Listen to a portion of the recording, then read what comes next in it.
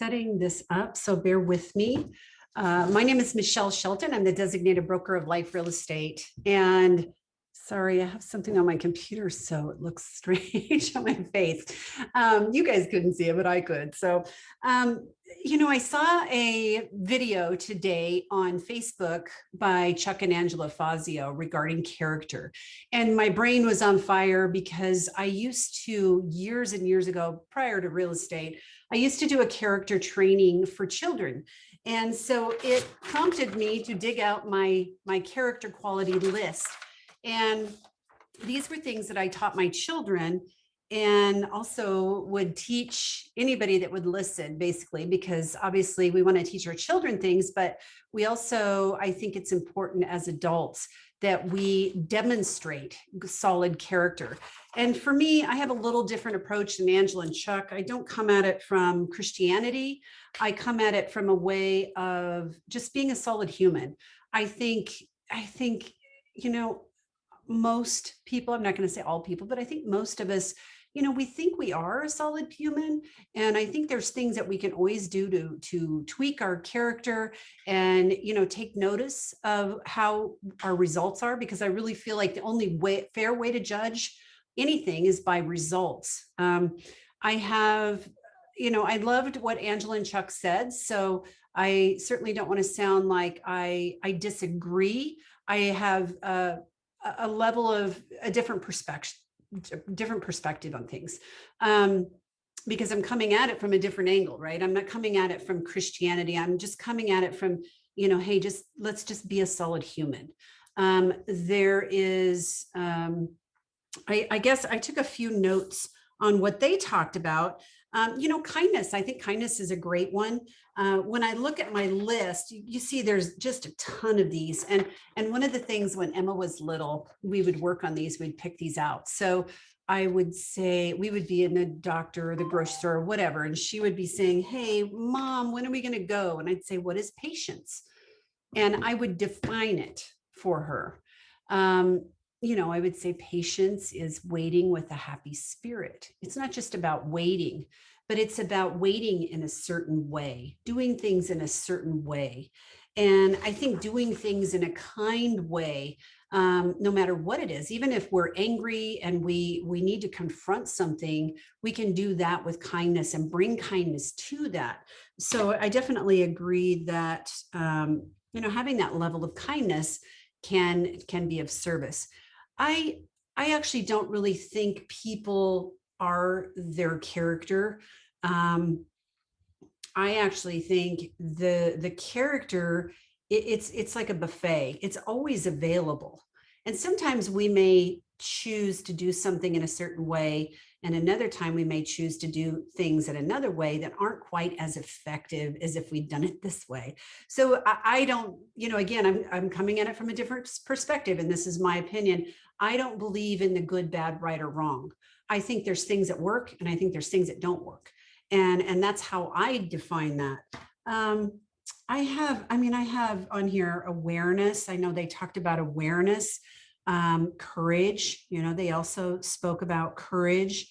There's also other things, such as self-control, listening. Listening was a big one. Chuck brought this up, and he made a good point.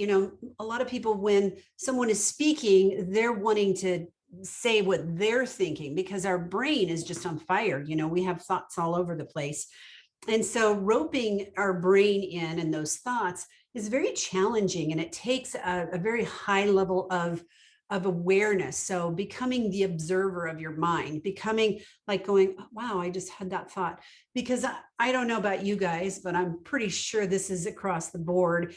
I can be sitting in my backyard and, thinking about real estate. Next thing I know, I'm like, oh, I need to trim that tree. And, oh, I used to have a tree like that in Nebraska. Oh, I remember in Nebraska, it would snow and, all the leaves would fall. And then I'd have to, my brain just goes all over the place. And, one thought leads to another. And next thing I know, I'm pumping gas and like, there's no rhyme or reason to it. In other words, there's not a whole lot of connection. So, having the wherewithal to be able to stop and notice where your thoughts are taking you. Because, you know, Chuck and Angela said something in the beginning about, you know, change your life, change your mind. And I'm going to even say change the way you look at things. Um, and the things that you look at will change. So let me say that again. Change the way, what did I say? Change the way you look at things, and the things you look at change. Um, because it's so easy to be autopiloted. I mean, we're programmed as young kids, and then those programs are instilled in your brain. I mean, our brain, it's, you know, scientifically, your brain will put a autopilot system in place for what you tell it you want to do. Well, when we're young, obviously we don't tell our brains what to do. We have other people, caretakers, and, you know, siblings and parents. And I don't know about you, but that actually is a little bit frightening about some of the people that built my programs based on how I'm going to operate as an adult. But that's what happens, you know. And then you fast forward, and I'm 58 years old, and all of a sudden I hear my mother's, you know, things coming out of my mouth. And it's like, how did that happen? Well, because, you know, she had instilled that long ago. And the interesting thing is me stepping back, being able to step back from that and become the observer of that thought, because the thought really drives the behavior. And I know my ability to be a solid human, it takes a lot of discipline. And because, you know, sometimes I just want to do what I want to do, and I don't really give a crap. And that's not always effective. And sometimes I do that, and then I'm like, oh, that's not a very solid human, and I have to, you know, reel it back in. um, I'm kind of going all over the place here. I want to go back to listening, because there is a tool that I learned, and it's called the third way of listening. So there's three ways of listening. There's the first way, which is we agree. I agree with what you're saying. You agree with what I'm saying. And you may be doing that now. You may be going, oh yeah, yeah. Oh yeah. Oh my gosh, I so agree with what she's saying, right? I agree. We're in agreement. So guess what? We're both right. We both get to be right. You're right and I'm right. And that feels good, right? The second way is we disagree. Now, maybe you're one of the ones out there that don't agree with what I'm saying, and you're going, oh man, I do not want to hear this lady talk anymore. I don't agree with what she's saying at all. I can't believe she's even saying that. Well, guess what? Now I'm right, you're wrong. Or in your case, you're right and I'm wrong. One of us has to be, you know, we're judging machines. So when you're talking to someone and you're agreeing, you're judging that, oh, yes, they're right. And if it's the other way, in the second way of listening, and you're judging and you're going, oh, no, they're wrong. They're wrong. They're wrong. They're wrong. They're wrong. They're an idiot. They're this, they're that. And all this stuff starts coming out, right? So the third way of listening is being with the person. And it's a real challenge, but I'm going to challenge you to do this. You know, do it with your spouse, your child. I mean, what a wonderful thing to practice with your child. And when I do this, it's really strange, the questions and the things that come out from people, because they don't think I'm listening. They're like, are you there? You know, because I'm just sitting there listening to them. And I am observing my mind, because if I don't do that, my mind is just like wild ride, you know, on a horse. And I notice when my mind goes off, and I notice when I start to judge and go, I don't know about that. I go, okay, stop. And what I do is I do it like bubbles. So there's like bubbles that if a judgment comes up and there's a bubble, I just, like, in my mind, obviously I'm not going like this while someone's talking, I just pop the bubble. And it's a really interesting thing that happens when we really tap in and we do what Gary Keller says, seek first to understand. Just being with that person because they deserve to be heard. What you're really doing is saying, I hear you, I see you. And isn't that what we all really want? Isn't that what a solid human being would do, is to listen? So that one was a big one when Chuck said that. And I wanted to teach you the three way of third, you know, first, second, and third way of listening. because that has been absolutely magical in my life to change. um, if I'm constantly wanting to tell the other person my side of things, um, there's no exchange of ideas. There's just my way and their way. And I believe that's how wars start. I believe that's what's been going on in our political arena. And I don't think it's very fun. And I know it's absolutely not effective. So it's not bad or wrong, it just doesn't work. So why do we do it? I think humans have very basic needs. We have a need to be seen a certain way or a need to be right. And we have a need to look good. Well, be seen a certain way could be looking good. We all want to, nobody wants to look bad. Nobody wants to look wrong, right? So we need to be seen a certain way. And, we have a need to be right. So if we can put those two needs over here and, table them, that can be helpful. And then we can get into listening. We're taking away the judgment. Let's see, what else did they have? Self-awareness, talked about that. Anybody that is working on themselves at all, hopefully they become the observer of their own behavior. If you're not willing to look at your own behavior, but you're pointing out everyone else's, like, hello, you're the problem. Because if you're pointing out there, you've got all these other fingers pointing at you. It's just kind of, basic. The other thing was empathy. And you know what? I was telling Emma this. I think I need to look up the word empathy because it sounds silly, but I'm going to do it right now. I always thought empathy was, it says empathy versus sympathy, understanding the difference between sympathy and empathy. Empathy is the ability to understand and share the feelings of another, and sympathy is similar and easy to confuse, but not half as useful. Sympathy is the feeling of pity or sorrow for someone else. So I'll tell you my understanding, and you can decide if I'm using it correctly. I was always under the impression that it was better to be empathetic than it was to be sympathetic, because empathy means we have a connection to their feelings, but we're able to step back and become part of the solution.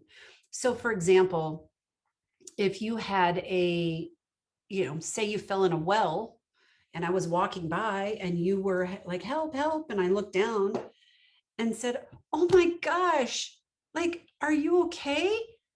No, I'm not okay. I'm stuck in a well. Okay, if I'm empathetic, I'm going to say, you know what?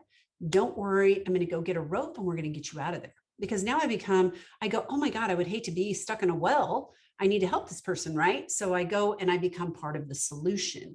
To where sympathy would be, oh my gosh, you fell in the well. I feel so horrible for you. And then I jump in the well with you because I feel so bad. I become part of the problem.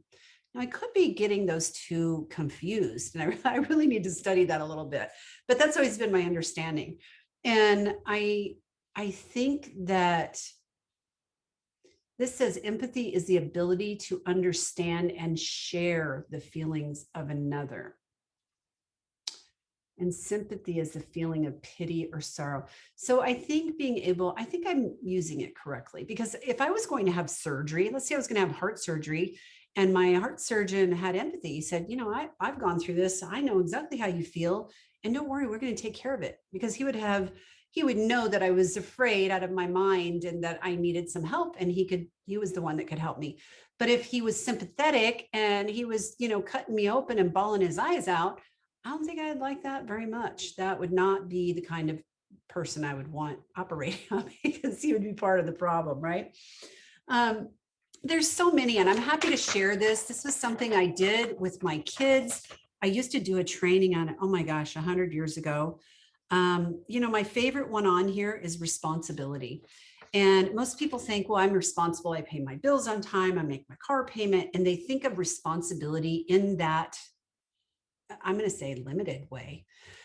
Because to me, responsibility is I'm responsible for my thoughts. I'm responsible for my actions. I'm responsible for my habits. I'm responsible for my emotions, all of that. Our emotions are something that we can rope in. I'm not going to say you can control them 100%. Nobody really, I mean, who would want to? It's an emotion. So there's nothing wrong with feeling, you know, if you start talking about controlling emotions, you start thinking stuffing them and things like that. I think that if you look at your thinking, and it goes back to becoming the observer of your mind, what generated the thought or what generated the emotion was the thought. So I'll give you an example with my son, Phil. I can bring that up in a New York minute, and I can go into sadness and sorrow and, you know, the heaviness of his death. And I miss him. I really miss him. He was one of the great loves of my life. The challenge is if I didn't rope my mind in, I would live there. I would live there because it's such an ugly, harsh uh, thing to lose a 22-year-old son in such a horrific car accident. And it would be easy. My friends would support me. They'd be like, I don't know what you're going through. I can't imagine. And they would support me in staying there because nobody's going to come up and say, hey, look, lady, you need to pull your, you know, get yourself out of your shit and pull yourself up by the bootstraps. And, you know, because life goes on, because that's just really harsh and rough. And, you know, grief is a process. But I had enough training to look around, and, you know, it's kind of like this. It's like each one of these fingers is a path. And at the beginning of all those paths, my son is dead. Right. So I could go and I could uh, medicate myself on drugs and just spiral down. I could drink a bottle of wine every night and do that for the rest of my life and have health issues and problems and broken relationships. Or I could go and I could create an amazing life. I could teach others. I could help others get through that process.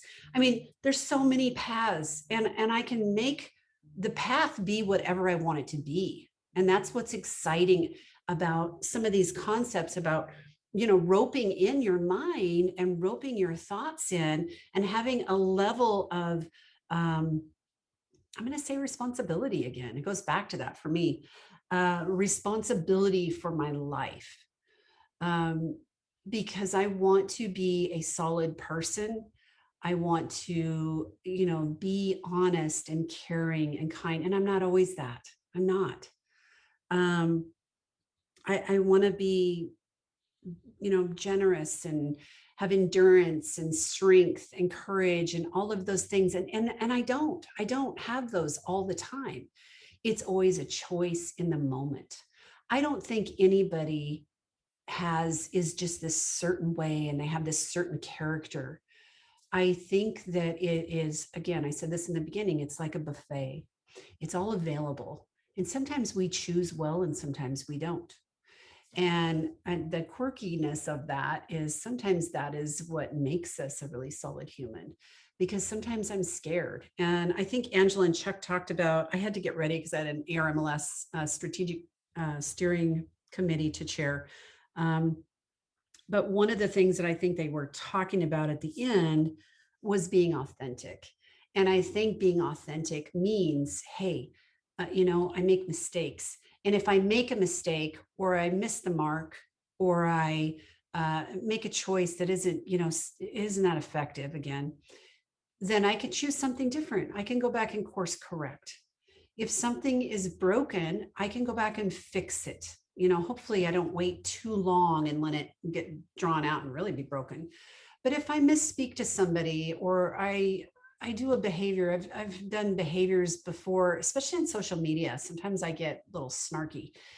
And if I do that and I go, wow, that's kind of crappy to be on the receiving end of that. I have to really kind of, again, it goes to that empathy thing. I have to kind of really go over to the other side and go, how was that received? Well, that wasn't received very well. Is that what my intent was?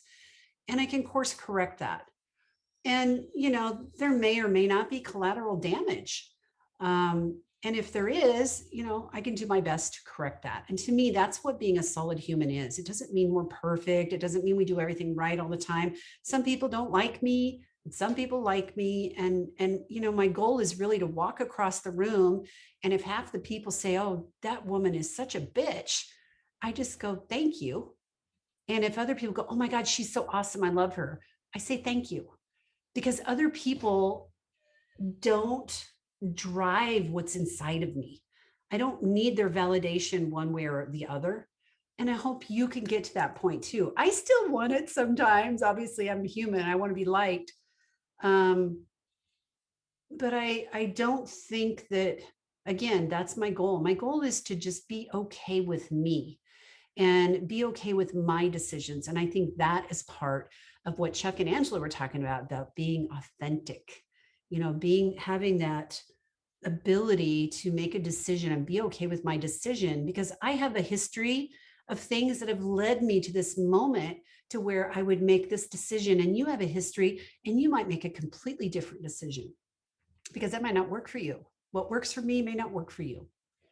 Anyway, I wanted to jump on here because I love talking about character. I've studied it. I can't say I understand it all the way, and I'm certainly not an expert in it. But I've got some other things on here: being persuasive, having wisdom, creativity, flexibility, thoroughness, forgiveness, boldness, sincerity. There's so many great things that we can practice in the moment with our loved ones, our clients, our friends, our children. I mean, I see sometimes people treat their children as if they're just secondary humans. And in my world, my children are, they're really equals. And I know they're still, mine aren't still children anymore. But I always wanted to make them independent of me and get them to think and get them to understand the concepts so that they can embrace them when they were older. And some will and some won't. And that's okay too, because again, it's what's effective. So anyway, signing off, I have tons of work to do, but I wanted to definitely jump on here and would love to hear your thoughts on this. If you would be inclined to share, that would be great. And I look forward to talking to you. You can always schedule coaching time with me on my website at askmichelleshelton.com.